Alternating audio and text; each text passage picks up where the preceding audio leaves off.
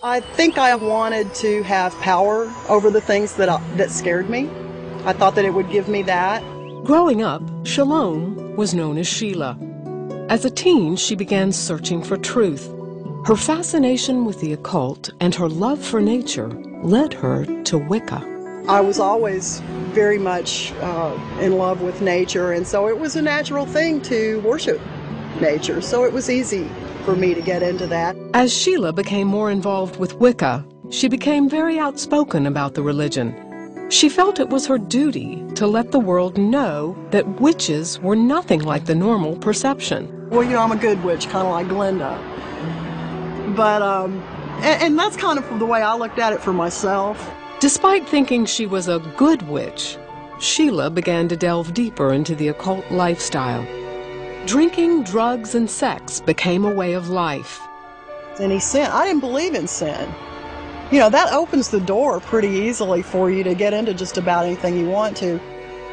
Even though Sheila practiced magic and attended pagan gatherings, she still felt hopeless.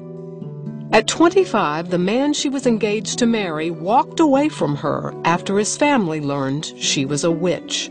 His sister-in-law was the one that said that she knew all about it because she had watched the 700 Club and that they had a piece on it. And so she got everybody to have a big circle and pray around him, and they finally talked him into leaving.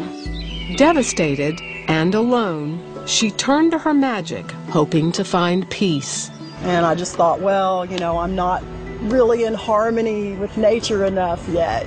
Sheila searched everywhere for answers. She spent time worshiping her favorite tree, doing spells and appealing to the god and goddess for answers. I really thought I was on the right track.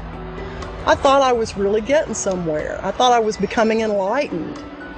And, but things were still a mess. A few years later, another man came into her life, Kevin. Before long, the two fell in love and decided to marry.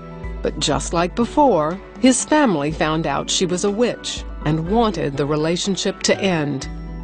So I was really angry that once again Christians had interfered with my love life. So I decided I'd have a little talk with Jesus, because I still believed that Jesus had existed, that he was a really smart guy. And I said, look, I'm really suffering here, so I need your help. You're supposed to be the Prince of Peace. I need some peace here. And it was really strange because I actually experienced peace at that point. She began reading the Bible and studying Christianity. She wanted to understand the peace and power that came over her after she prayed. I had so many viewpoints that had to change that it was a process. I mean, I literally felt like scales were being dropped from my eyes, like Paul's experience. Sheila and Kevin got back together and began studying the Bible and going to church. The couple gave their lives to Jesus and soon married, this time with the blessing of his family. The first thing that I felt was, boy, what a lot of wasted time.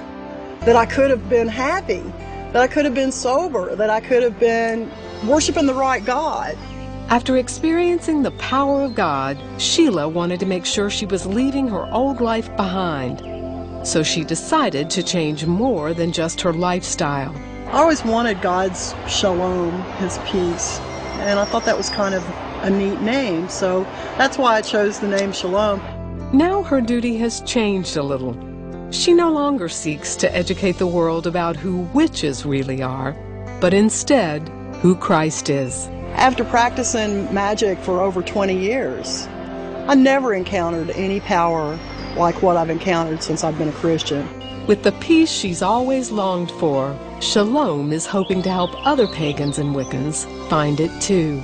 You can find forgiveness. Doesn't matter what you've been into, doesn't matter what you've done. He's going to still forgive all of that.